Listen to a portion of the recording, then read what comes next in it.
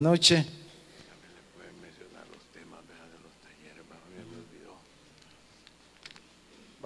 Vamos a abrir, hermanos, nuestras Biblias en el libro de los Hechos y queremos esta noche aprovechar a donde nos habíamos quedado, pero al mismo tiempo poder hablar y hacer una introducción, hermanos, de lo que es lo que va a ser el retiro, ¿verdad? El próximo sábado va a ser también una introducción. Y le damos gracias al Señor, ¿verdad? Porque ya estamos sentados, hermano, en las sillas que el Señor nos ha regalado, como decían los hermanos, ¿verdad? Que el Señor es bueno. Y hoy cuando más, como dicen, más alcanzados estamos, hermano. Cuando más acabados estamos, mire, el Señor nos da este regalo, hermano, ¿verdad? Porque realmente es un regalo del Señor que nos está dando para poderle servir mejor aquí en este lugar, ¿verdad? Las personas que también, imagínense qué lindo que el sábado que vamos a tener a todos nuestros hermanos, los vamos a recibir, ¿verdad? Mejor, hermano. Y alguien me decía el día lunes que estuvimos trabajando, que qué bonito, me dijo, porque almorzamos juntos, porque fue todo el día, ¿verdad? Armar las sillas, almorzamos juntos. Me dijo, qué bonito, me dijo, trabajar juntos. Teníamos días de no estar así, me dijo un par de hermanos, y realmente fue un tiempo de coinonía también, ¿verdad? De comunión y de trabajo en equipo, estar juntos, y fue muy, muy lindo. Así que el Señor es bueno, hermano, ¿no le parece? El Señor es bueno, porque con menos nos da más, ¿verdad? Porque como hemos dicho ya en más de alguna oportunidad, también le damos gracias al Señor por Industrias Magaña, porque ellos hicieron todas las gestiones en China, ¿verdad? Se mandó inspectores a verificar la fábrica que la iba a hacer, si de verdad existía la fábrica y si de verdad iban a hacer la calidad que se estaba pidiendo, y todo eso, pues imagínense el costo, porque esa silla aquí nos costaría por lo menos el triple de lo que nos está costando. Entonces, así como todo, hermano, lo que el Señor nos ha dado aquí, ¿verdad? Siempre nos cuesta la mitad o a veces menos. Por eso la gente piensa a veces que tenemos pisto, pero no es que tenemos pisto, y no que tenemos un Dios que es bien grande, hermano. Gloria a Dios, démosle un aplauso a Él. Tenemos un Dios que es, hermanos, proveedor y sustentador, ¿verdad? Cuando hacemos las cosas para Él, Él siempre se provee. Como le dijo a Abraham, yo me voy a proveer cordero para mis sacrificios. Mire, hermanos, el libro de los Hechos, capítulo 6. Vamos a ver el capítulo 6 y vamos en el capítulo 6, capítulo 7. Queremos hacer así un pequeño, dijéramos, panorama del capítulo 6 y capítulo 7 y hablar esta noche, hermanos, que somos embajadores. Usted sabe eso, ¿verdad? Somos embajadores. Entonces, el libro de los Hechos, hermanos, dijéramos, a partir de este momento, de aquí, de este momento donde estamos en el libro de los Hechos hace un giro, dijéramos, ¿verdad? Hay una transición en el libro de los Hechos en este momento. El capítulo 7 es un giro de lo que va a seguir pasando. Ya como dice en el capítulo 8, si usted mira el capítulo 8, hermano, el capítulo 8, hermanos, el foco hasta el capítulo 7, ¿dónde está el foco del libro de los Hechos? ¿En qué lugar? ¿Cómo se llama el lugar? Jerusalén, ¿verdad? Hasta el capítulo 7, todo ha estado pasando ¿en dónde? En Jerusalén. Entonces, mire allá los rótulos, allá el más chiquito, ¿cómo dice allá? Jerusalén. Hasta aquí solo hemos estado en Jerusalén. Pero del capítulo 8 el foco pasa ¿a dónde? A Samaria, a Judea, ¿verdad? Pasa a Judea. Y luego, rápidamente pasa a Samaria.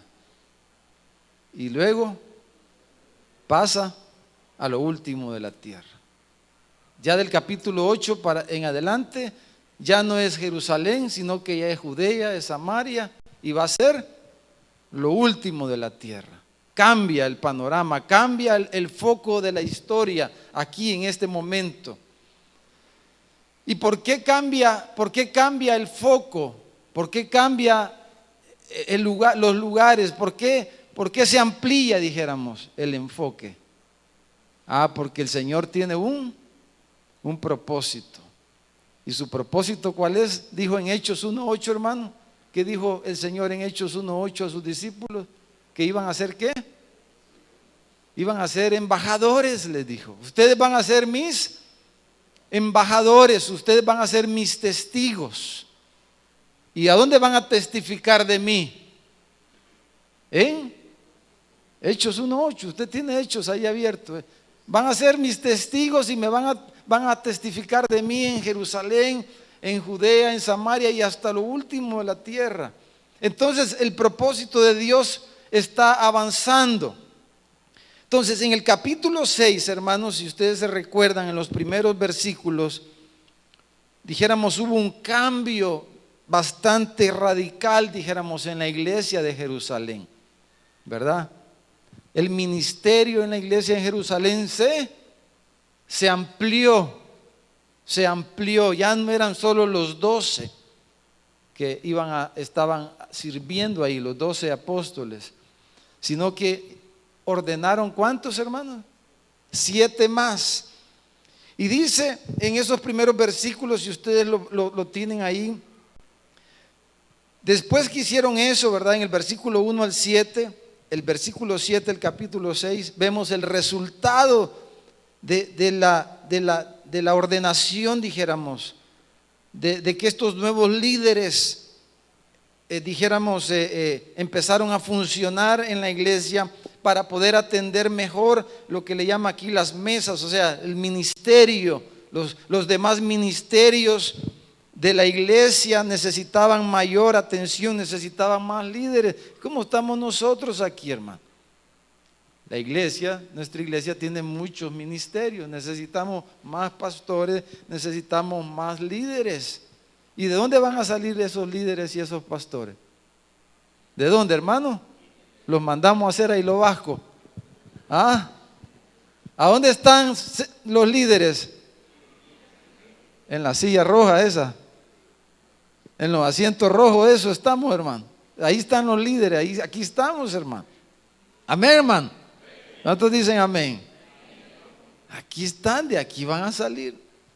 Entonces, dice que el resultado en el versículo 7, mire el capítulo 6, dice que crecía la palabra del Señor y el número de los discípulos se multiplicaba grandemente en Jerusalén.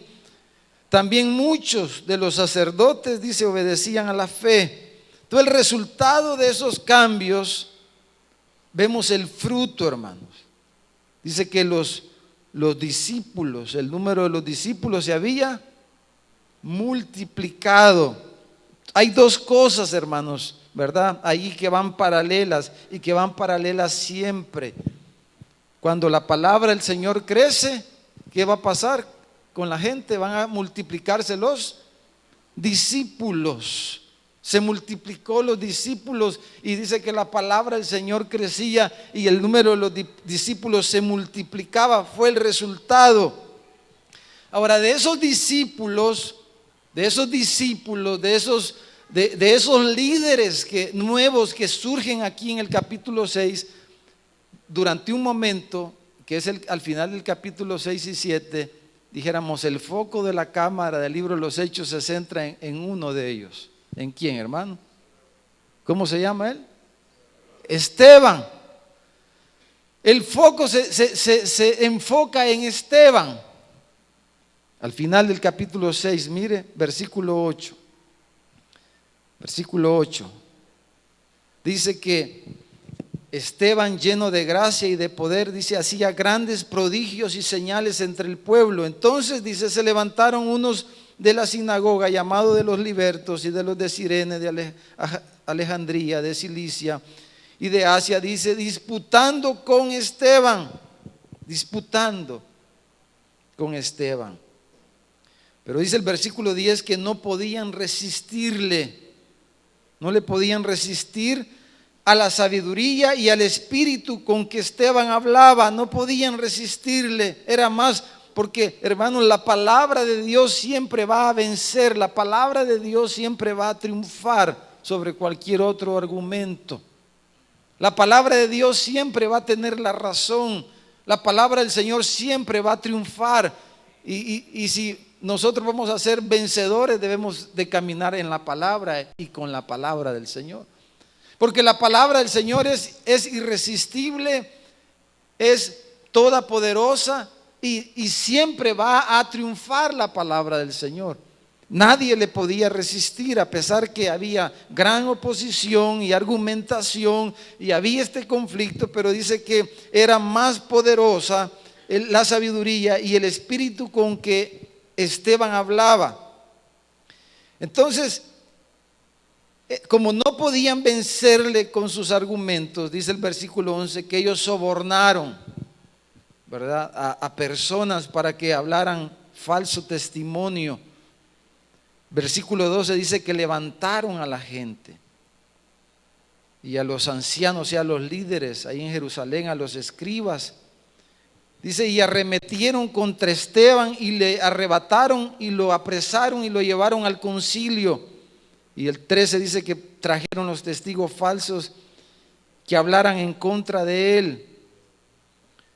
Y ahí vemos lo que decían. Versículo 15 dice que entonces los que estaban sentados en el concilio, al fijar los ojos en él, vieron su rostro como el rostro de un ángel.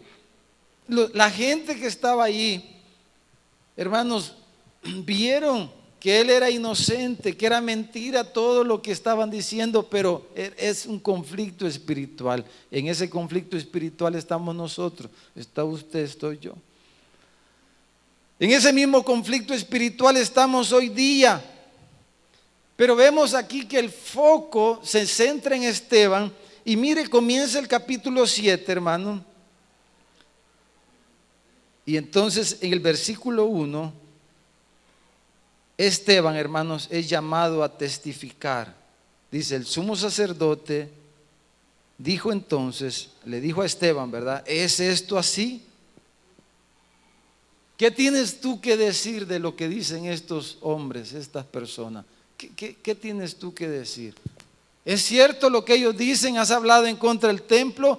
¿Has hablado en contra de la ley de Moisés? ¿Es cierto lo que la gente está diciendo de ti? ¿Qué tienes que decir? Y eso es lo que Jesús le dijo a sus discípulos. Esteban no estaba entre los discípulos de Jesús cuando él le dijo esas palabras.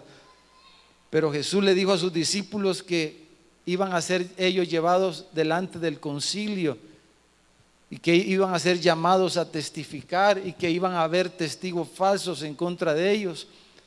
Y lo que él le dijo a sus discípulos, aquí Esteban, que se había convertido en un discípulo de Jesús, le estaba pasando eso. Y si nosotros somos discípulos de Jesús, también nos va a tocar y nos toca y nos está tocando y nos debería de tocar lo mismo. Ser llamados a testificar. Eso es lo que Jesús le dijo a ellos. Ustedes van a ser mis testigos. Entonces, muchas veces cuando a nosotros nos toca hablar, ¿qué hacemos muchas veces, hermano? Callarnos. Pero quizás ya muchos de nosotros nos ha tocado, nos han llamado, nos han amigos, el jefe quizás, la familia nos ha sentado, nos ha dicho, ¿qué tienes que decir? ¿Por qué vas a esa iglesia? ¿Por qué oras antes de comer? ¿Por qué esto? ¿Por qué lo otro? ¿Por qué andas con Biblia? ¿Por qué haces esto? ¿Por qué haces lo otro? Explícanos. Y muchas veces nos acobardamos, nos llenamos de temor y nos callamos. y nos gana la batalla espiritual más importante que nosotros tenemos en cuanto a la misión que el Señor nos ha encomendado. ¿Somos qué, hermanos? ¿Qué somos, hermanos? Embajadores. Somos embajadores. Y un embajador tiene que representar al país o al lugar o a la persona de quien es la embajada. Pero no solo tiene que representarlo, pero tiene que hablar. Y tiene que hacerlo bien. Tiene que hablar de su lugar, de donde es su embajada. Y Esteban, hermanos, dijéramos aquí es el embajador. Ahorita el foco de la cámara, el libro de los Hechos está en Esteban y él es el embajador ahorita sobre las cámaras, sobre quién están. Y Esteban es llamado al estrado, es llamado delante de esa multitud de gente que había ahí en el concilio, y los principales líderes, los gobernantes de Jerusalén, estaban ahí, el sumo sacerdote y todos los sacerdotes, los ancianos, los escribas y la multitud de la gente de ahí, de ese lugar, estaba allí. Y él es llamado y es puesto, como que le digan: aquí está el púlpito, decinos, ¿qué tienes que decir? Y Esteban se puso de pie, con valor. Esteban se puso de pie, con valor, con valentía. Y mire lo que dice, deje ahí una ceñita, ya vamos a regresar. 2 Corintios capítulo 5. Mire lo que dice 2 Corintios capítulo 5. Porque, hermano, lo que Esteban está haciendo aquí, vuelvo y repito, es lo que Hechos 1:8, Jesús les había dicho a sus discípulos: van a ser mis testigos en Jerusalén, en Judea, Samaria, hasta lo último de la tierra. Van a ser esa palabra testigo es martus, de donde viene la palabra mártir también. Testigo, mártir, van a ser mis testigos, mis mártires, les dijo Jesús. Y la vida de Esteban y lo que Esteban está viviendo aquí, hermanos, debemos aplicárnoslo a nosotros esta noche. Debemos de ponernos nosotros. Pongámonos por un momento esta noche en los zapatos de Esteban. Tratemos de ponernos en los zapatos de él. Usted es Esteban. Usted es un testigo de Cristo, un embajador de Cristo, es una embajadora de Cristo. Amén, hermano. Y usted es llamado a dar testimonio de quién es su Señor, de quién le ha salvado, quién murió por sus pecados, quién derramó su sangre por usted. ¿Por qué está aquí esta noche? Usted es llamado por ese Señor a dar testimonio de Él delante de quien sea, aunque esté en peligro su propia vida, su trabajo.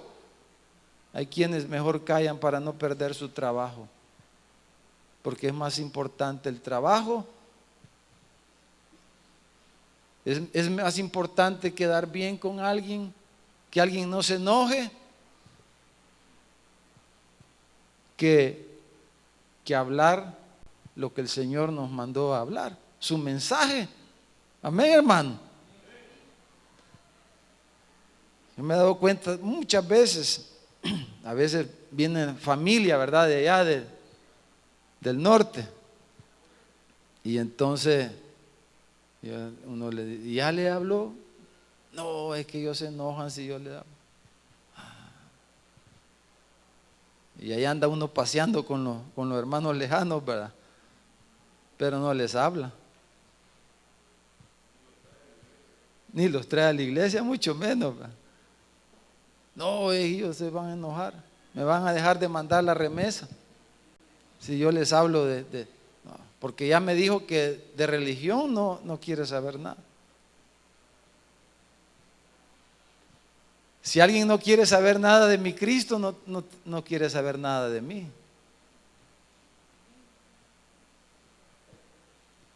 Si alguien quiere meterse conmigo, se va a meter con mi Cristo, hermano. Amén, hermano. Porque usted y yo estamos aquí, ustedes, dijo el Señor, ustedes son la sal y la luz del mundo. Ustedes son la sal de la tierra, ustedes son la luz del mundo. Y la luz no se mete debajo de la mesa. La luz se pone sobre la mesa para que alumbre a todos los que están en la casa. Pero muchas veces, hermanos, y esa es la realidad. Estamos en una situación, no estamos siendo los embajadores como debemos de ser. Pero mire, 2 Corintios 5:20, lo que Jesús le dijo a sus discípulos es lo que Esteban está viviendo aquí y es lo que el Señor nos dice a nosotros también. Y debemos, hermanos, examinarnos, debemos revisarnos cómo estamos llevando a cabo nuestra embajada. ¿Qué tipo de embajador es usted? ¿Estamos siendo los embajadores que debemos ser? Allí con el vecino, en el vecindario. Usted es un embajador en su pasaje, en el pasaje de la colonia, ahí en su colonia, en su calle, en su vecindario. Somos embajadores ahí, hermano. ¿Estamos siendo embajadores o no estamos siendo embajadores? Ahí donde vivimos, para empezar, en la oficina, en el lugar de nuestro trabajo. ¿O no nos metemos con nadie, hermano? ¿O somos de los que dicen, no, yo no me meto con nadie para no tener problema? ¿O nos metemos con la gente? ¿Por qué? ¿Por qué nos queremos meter con la gente? Porque tenemos un mensaje que darles. Tenemos un mensaje de parte de Dios para ellos y usted es el embajador de Dios ahí en ese pasaje. Usted es el embajador ahí en ese puesto en el mercado. Usted es el embajador ahí en la colonia, ahí entre su familia. Usted es la embajadora, usted es el embajador ahí. Dios lo ha mandado ahí a ese lugar para que usted dé el mensaje. A veces, y nosotros hemos sido bien especiales, digo nosotros los de Oasis, para justificar y decir, no, es que el testimonio, hermano, eso sí es cierto. Un mensaje sin testimonio no tiene poder. Pero el Señor no dijo, ustedes vayan a dar el testimonio en cuanto a un buen testimonio. No dijo, vayan y prediquen, dijo. Abran la boca, abran sus labios y hablen la palabra, dijo el Señor. No dijo solo que tuviéramos un buen testimonio. Él dijo, ¿cómo creerán si no hay un buen testimonio? No. ¿Cómo creerán si no hay quien les predique? Entonces tenemos que, ¿qué, hermano? Predicar. Ese no es solo trabajo de los pastores, es trabajo de toda la iglesia. Y dice, mire, 2 Corintios capítulo 5, versículo 20. Dice, así que somos embajadores en nombre de Cristo. Dice, como si Dios rogase por medio de nosotros. Dice, os rogamos en nombre de Cristo, reconciliaos con Dios. Dice, Dios está en nosotros y Dios en nosotros le ruega a las personas. Hay un ruego, un clamor que sale del corazón de la iglesia, del corazón de cada discípulo, de cada discípula, para las personas. Reconcíliense con Dios, Dios les ama. Tu alma está en peligro, pero Dios te llama a que te reconcilies y nosotros somos los portadores de ese mensaje. Eso es lo mismo que dice Pablo, mire aquí en la carta a los Efesios. Si mira aquí en el capítulo 6, Efesios capítulo 6, versículo 18, 19 y 20. Mire lo que Pablo dice aquí en cuanto a esto, hermano. Cómo él se miraba. ¿Y qué es lo que él le pide a la iglesia? Dice, somos embajadores, dice Pablo a los Corintios. Y mire aquí, Efesios 6, 18. ¿Llegaron, hermano? Dice, mire, dice, orando en todo tiempo con toda oración y súplica en el Espíritu, y velando en ello con toda perseverancia y súplica por todos los santos. Dios quiere que estemos orando. Por eso vamos a venir a las 8, hermano. Los hermanos que vienen de afuera van a venir a las 9, pero nosotros, ¿a qué hora vamos a venir el sábado? ¿A qué vamos a venir de 8 a 9? A orar. Acuérdense que es el día de ayuno. Vamos a venir a orar de 8 a 9. Tenemos ese privilegio, porque los hermanos, como vienen desde Sonsonate, de por allá, por todas partes, tienen que levantarse más temprano, pero nosotros, como aquí nomasito vivimos, podemos venir más temprano, ¿verdad, hermano? Vamos a venir a orar. ¿Por qué? Porque Dios dice que perseveremos en oración. Versículo 19, mire, pero Pablo dice, pero oren por mí, dice. ¿Para qué, dice, hermano? Para que al abrir mi boca, mire, bueno, una vez se abre la boca, ¿verdad, hermano? Pero la abre por gusto, hermano. Mejor no la deberíamos de abrir a veces, ¿verdad? Porque en boca cerrada no entran moscas, dice, ¿verdad, hermano? Pero Pablo dice, yo voy a abrirla, dice. Oren por mí, ¿para qué? Para que la abra. Oren por mí para que no se me paralicen los labios, sino que para que yo abra mi boca. ¿Cuántos queremos orar esta noche para que el Señor abra nuestra boca, hermano? Necesitamos orar que el Señor abra nuestra boca, nuestros labios, hermano. Dice, oren por mí para que al abrir mi boca, dice, me sea dada, ¿qué, hermano? Palabra. Para dar a conocer, dice, con denuedo. ¿El qué, hermano? El misterio del Evangelio. Hoy cantábamos. ¿Cómo dice el canto, Fran?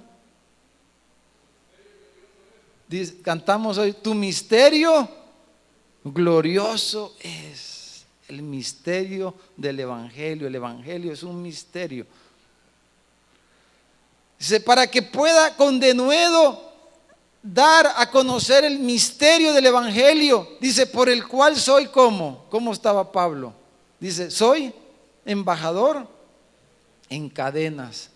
Dice que con denuedo hable de él como debo hablar, para que yo hable de él. Está bien, hay que hablar del FAS, hermano. Pues sí, eso sirve de contacto con alguna gente. Con otro hable de la costurera. Con otro hable de los hoyos de Santana, ¿verdad? Con otro hable de la Semana Santa, de esto, cualquier. Hay que usar algún punto de contacto con la gente, ¿verdad? Para entablar una conversación. Pero dice para que hable de quién, de él, para que hable de él, como cuando usted habla del médico que le ayudó a usted y dice, mire, ese médico sí vale la pena. La mayoría de nosotros hemos recomendado un médico, quizás, y dice, no, ese médico, mire, ahí váyale. Pues, dice, para que hable de él, de Cristo. ¿Cuál debe de ser nuestro tema, hermano? Él es nuestro tema de conversación. Dice, para que hable de él, para que cuando abre mi boca, en vez de hablar de otras cosas, hable la palabra, y el tema de la palabra es él, para que hable de él, dice, como debo de hablar. Aleluya, hermano. Necesitamos hablar de él. Ahora, quiero que piensen vamos a usar estas palabras, pero acuérdense que Esteban es nuestro personaje principal. ¿Están, verdad, hermano? Esteban. Pablo dice, soy embajador en cadenas. ¿Por qué él dice eso? Porque él estaba en la cárcel cuando escribió la carta a los Efesios. Estaba en cadenas, pero eran cadenas físicas. Él no podía salir de la prisión donde estaba. Pero él dice en otro pasaje, dice, pero la palabra no está presa, dice. Pero la palabra no está presa. Dice, soy embajador en cadenas. Esteban lo habían apresado, estaba ahí preso, supuesto como un delincuente estaba Esteban. Y nos quedamos en 7:1 cuando le dice, vaya, vamos a ver qué tienes que decir. Esteban estaba preso. Esteban estaba intimidado ahí con toda esa gente que lo quería matar. Estaba llena de rabia, era el mismo diablo en contra de Esteban. Pero mire, dice el versículo 1 en Hechos 7, ¿verdad? Estamos. ¿Qué le dijo? ¿Es esto así? ¿Qué tienes que decir? Y tenía algo que decir Esteban, amados hermanos. ¿Tenía algo que decir Esteban, amados hermanos? Sí, tenía bastante que decir. Solo que le dieron el chance. ¿Para qué le dijeron, tienes algo que decir? Mejor no le hubieran dicho. Imagínense cuando le dicen, ¿y qué tenés que decir? Diga el chance que, ¿para qué me dijiste eso? Hoy sí te doy un mensaje. Mire cuántos versículos tiene el capítulo 7. Y no lo vamos a leer porque está largo, hermano. Se nos van los minutos que nos quedan. Y aunque tenemos sillas nuevas, pero usted quiere ir a las 8. No vaya a hacer lo que dijo el hermano Canadá, ¿verdad? Sillas nuevas, dijo, acolchonadas para darse una buena dormida mientras oye el sermón, dice. Así dijo él, ¿verdad? No, nosotros no, hermano, usted no. Pero mire, ¿cuántos versículos tiene el capítulo 7, hermano? 60 versículos. Mire qué largo, hermano. ¿Y quién narra todo lo que el capítulo 7, hermano? Lo que Esteban tenía que decir. Esteban dio un mensaje completo. Mensaje completo. Quizá alguno de nosotros una par de palabras y se nos acaba todo el repertorio, hermano. No, yo no tengo nada que decir, quizás, ¿verdad? Más si están enojados, preguntándonos qué tenemos que decir. Pero Esteban, hermano, él estaba preso, pero la palabra en Esteban estaba encadenada. ¿Cómo estaba, hermano? Libre. ¿Cómo está la palabra en su corazón? ¿O estamos presos como muchos? Estamos paralizados, hermano, como encadenados. Ojalá mejor sería que la iglesia aquí en El Salvador estuviera encadenada físicamente, pero que la palabra estuviera libre, hermano. Porque lo que hay hoy en la iglesia es cadenas espirituales. La iglesia habla de un montón de cosas, menos de la palabra, menos del misterio del evangelio. Los pastores a veces hablamos un montón de cosas. Los pastores aquí en nuestro país mejor deberíamos de callarnos mucho. Deberían de bajarlos de los púlpitos un montón de pastores. Que se callaran mejor. Porque no hablan el misterio del evangelio. Hablan otras cosas, chistes y otras cosas, historias, fábulas. Y por eso estamos así aquí en nuestro país, hermano. Por eso está nuestro país como está, de arruinado. Porque la iglesia está en cadenas espirituales y la palabra no está libre. No es la palabra la que está fluyendo, como vemos aquí. Esteban, ¿qué tienes que decir? Y hermano, si usted lee, y le dejo de deber antes de dormirse esta noche, lea otra vez todo el capítulo 7. Y Esteban, hermano, hace lo que vemos a Esteban actuar como Pablo, acabamos de leer que él pide que oren por él. Dice, oren por mí. Dice, para que yo pueda hablar la palabra con denuedo, con poder, quiere decir.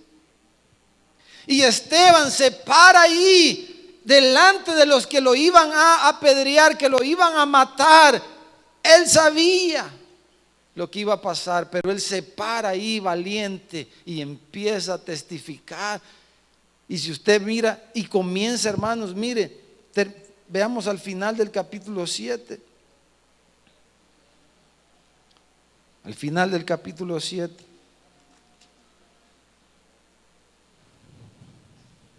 Versículo. Bueno, da toda la historia de Israel, hermano. Miren el 51. ¿Qué les dijo, hermano? Duros de servir. Cualquiera hubiera dicho: qué imprudente este Esteban, ¿verdad?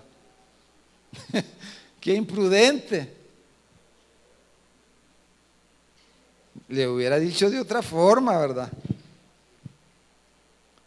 Duros de servir, incircuncisos de corazón y de oído. Le dije: resistid siempre al Espíritu Santo como vuestros padres, así también vosotros. Y habla de cómo habían perseguido a los profetas. Mire el 54, dice: oyendo estas cosas, ¿qué pasó con ellos, hermano? Se enfurecían en sus corazones, dice, y crujían los dientes contra él. ¿Pero por qué Esteban hablaba así, hermanos? ¿Por qué era pedante Esteban? ¿Porque quería hacerlo sentir mal? No, dice que Esteban estaba lleno del Espíritu Santo y hablaba así porque era el amor, era el ruego del Señor. Esteban era un embajador y era Dios, él estaba lleno de Dios, lleno del Espíritu Santo, y de su interior surgía un ruego, era un llamado al arrepentimiento. Es que ellos pudieran reconsiderar sus caminos y venir al Dios al cual ellos decían que creían en ese Dios. Y él les estaba llamando al arrepentimiento. Y habló, hermanos, con poder, un mensaje ahí tremendo que él dio a través de todo el capítulo 7. Entonces, hermano, mire, primero hablemos de que somos embajadores que deben de abrir sus bocas, hermano. Embajadores que abran sus bocas. Que ya no seamos embajadores. Porque si usted es un cristiano, usted es un embajador, una embajadora. Si usted dice que es cristiano, si yo digo que soy cristiano, usted ya tiene el título. Que no lo ejerce otra cosa, y esa ya es cosa suya con el Señor. Pero usted es un embajador. Si usted tiene a Cristo, usted es una embajadora. Amén, hermano. La cosa es si usted está abriendo su boca, si yo la estoy abriendo o no. Esa es la pregunta número 1 que estamos diciendo. Fíjese, Lucas, mire aquí en Lucas capítulo 1. Lucas capítulo 1, veamos este ejemplo. Que cómo creerán, cómo en aquel de quien no han oído. ¿Cómo van a creer si no hay quien les predique, quien les dé la palabra?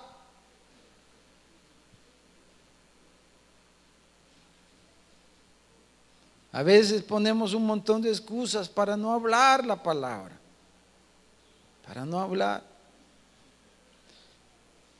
Y hermanos, a veces a muchos nos cuesta, ¿verdad? Porque casi solo nos relacionamos con hermanos. Pero hay que buscar relacionarnos con los inconversos, no para hacernos como ellos, sino para llevarles el mensaje. Pero ahí los vecinos, hermano, los compañeros, la familia, que buscar. Pero mire este ejemplo, Lucas 1:1, leamos del 1 al 4. Este es un lindo ejemplo. Dice: puesto que ya muchos han tratado de poner en orden la historia de las cosas que entre nosotros han sido ciertísimas. Acuérdese, Lucas escribió el libro de los Hechos. Dice, tal como nos lo enseñaron los que desde el principio lo vieron con sus ojos y fueron ministros de la palabra. Lucas le dice, acuérdese, le está escribiendo a Teófilo, a alguien que él quería que, hermanos, darle el mensaje. Lucas quería darle el mensaje a Teófilo. Entonces dice, Teófilo le dice, mira, esta historia muchos ya la escribieron, muchos han tratado, ya la han escrito. Pero dice el versículo 3, pero me ha parecido también a mí, después de haber investigado con diligencia todas las cosas desde su origen, escribírtelas por orden, oh excelentísimo Teófilo, para que conozcas bien la verdad de las cosas en las cuales has sido instruido. Entonces, hermano, si hablamos de la predicación, hermano, ¿verdad? De la predicación, no todos somos llamados a predicar como un pastor, pero todos somos llamados a llevarle el mensaje a los demás. Amén, hermano, ¿están conmigo? Entonces, Lucas no era un apóstol. Lucas era un doctor, pero se convirtió en discípulo de Cristo. Y Teófilo aparentemente era un funcionario público importante. No sabemos cómo Lucas lo había conocido, pero Lucas lo iba a hacer un discípulo a Teófilo. Y para ser un discípulo, el primer paso para ser un discípulo, ¿qué es? Evangelizar a la persona. Ese es el primer paso para ser un discípulo. Amén, hermano. Hay que evangelizar a la persona. Y evangelizar a alguien no es fácil. Evangelizar a alguien a veces, como así nos enseñaron, como que solo es ir a tocar la puerta y dejarle un tratadito. Y ya como que con eso ya cumplimos, pero eso no es nada. Bueno, no es que no sea nada, pero es tal vez un puntito de contacto. Pero a veces pensamos que ya con eso cumplimos. Pero no, porque hacer un discípulo requiere mucho trabajo. Y entonces dice Lucas, él quería ganar a ser un discípulo a Teófilo. Y Teófilo no era cualquiera. Teófilo era un funcionario, quizás no cualquiera le podía llegar, pero Lucas, que Dios le puso, Lucas como embajador, dijo, yo voy a ganar a Teófilo, lo voy a ganar para Cristo, voy a hacer que Teófilo se convierta en un discípulo de Jesús. Entonces, ¿qué hace Lucas, hermano? Hace algo que para algunos quizás pudiera decir, Lucas, ¿para qué se anda complicando, hombre? Si ya otros habían escrito en la historia, ¿para qué la iba a volver a escribir él?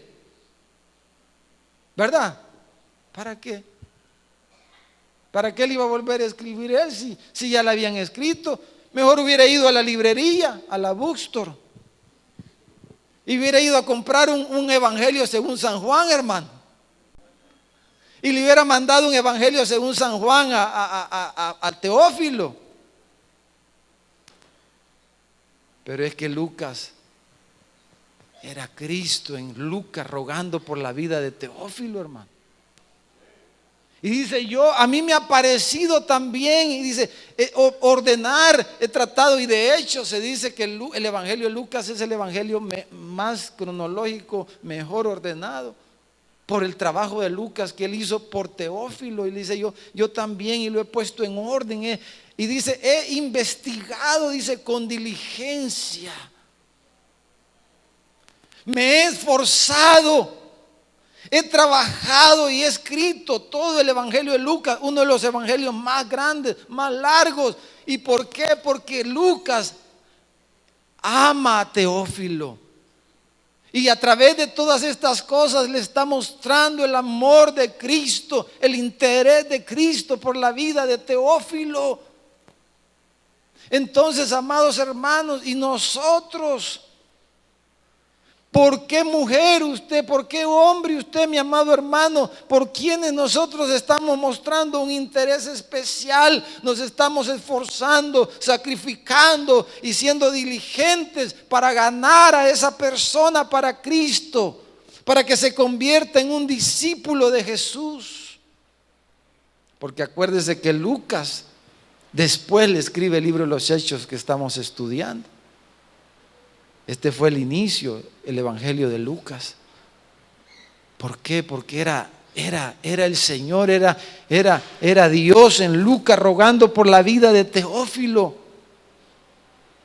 Y hermanos, todos nosotros somos llamados al discipulado personal, como le llamemos. Somos embajadores. Dios está en nosotros rogando por ese hombre, por esa mujer. ¿O está presa la palabra del Señor en nuestros corazones? No debe. ¿O está libre? Está poderosa. Dice, oren por mí para que al abrir mi boca. Pero ¿por qué a veces no lo hacemos, hermano? Quizás porque no podemos decir como Lucas, como dice, me ha parecido a mí también. ¿Y por qué le pareció a Lucas hacer eso? Porque tenía el corazón de Cristo, el amor de Cristo. Como dice, el amor de Cristo nos constriñe, nos aprieta. Era el amor de Cristo en él. ¿Y por qué le pareció bien hacer todo ese trabajo tan grande? Porque era el amor de Cristo. Y porque a veces no nos parece a nosotros sacrificarnos de esa manera, invertir nuestro tiempo, nuestro dinero y a saber qué otras cosas para ganar a un alma, para hacerle un discípulo de Jesús, dedicar nuestra vida horas y horas y horas y horas por esa persona. ¿Por qué? Porque quizás el Señor no es el, como nos va a parecer, no es el Señor el que nos está moviendo, hermano. Y dice, me ha parecido, y dice, y he sido diligente, dice, en investigar todas estas cosas. He sido diligente en investigar. A veces, porque quizás, hermano, el adormecimiento ha llegado a la iglesia y estamos como adormecidos, estamos ahí como dormidos, como adormitados, ¿verdad? Como cuando uno hace una siesta algo larga y hasta le cuesta levantarse y coordinar los pensamientos, y así como que está la iglesia, ¿verdad? No es diligente para ganar un discípulo, para ser un discípulo, como dice Lucas. No tenemos ánimo, pues, diligencia, esmero, esfuerzo, trabajo arduo para ganar a un discípulo, para ganar a un alma.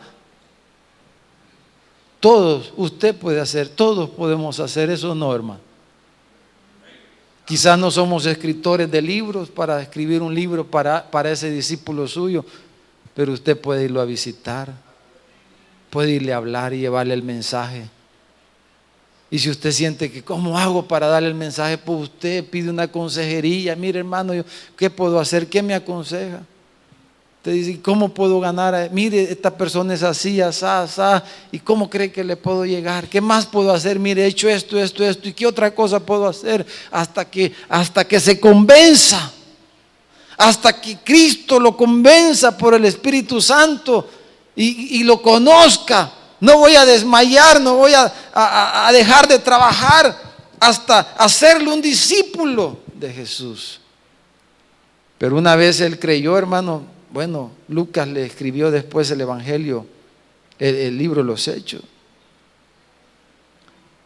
Hoy día, hermanos, como decíamos, muchos hablan, pero en realidad no deberían de hablar, ¿verdad? Pero usted, hermano, nosotros que el Señor nos ha dado su palabra, que nos ha dado su palabra, nos ha dado el evangelio. Hermano, debemos de proclamarlo. Y ese es el desafío, hermano, que tenemos por delante. Que la palabra no esté presa. Que nosotros, aunque estemos encerrados por lo que sea, pero Pablo, hermano, estaba en la cárcel, pero él ahí, el Señor le permitía predicarle a la gente, a los presos. La gente llegaba ahí a que Pablo le hablara la palabra. Bueno, Esteban, hermano, está ahí, lo van a matar, pero la palabra está un gran denuedo. ¿Cómo estamos nosotros, hermano? ¿Qué tal si oramos un momentito esta noche? De eso se va a tratar el retiro. Necesitamos, ¿verdad, hermano? ¿Qué dicen, hermano? Necesitamos una inyección del Señor que nos mueva. Imagínense cada uno entregándose por un alma, hermano, por un discípulo, trabajando por un hombre o por una mujer. Usted dedicándose, llamándole, invitándola, yéndola a traer, orando, pendiente de quizás de alguna necesidad, mostrándole el amor del Señor. ¿Usted cree que dos cosas pueden pasar? O lo matan o creen, ¿verdad? No puede. Ahora, si no pasa nada es porque no estamos en nada, hermano. Pero cuando hablamos la palabra, hermanos, dos cosas pueden pasar. Cuando hablamos con el poder del Señor la palabra, o no, o nos rechazan así abiertamente. Y ahí qué va a ser, ¿verdad? O creen.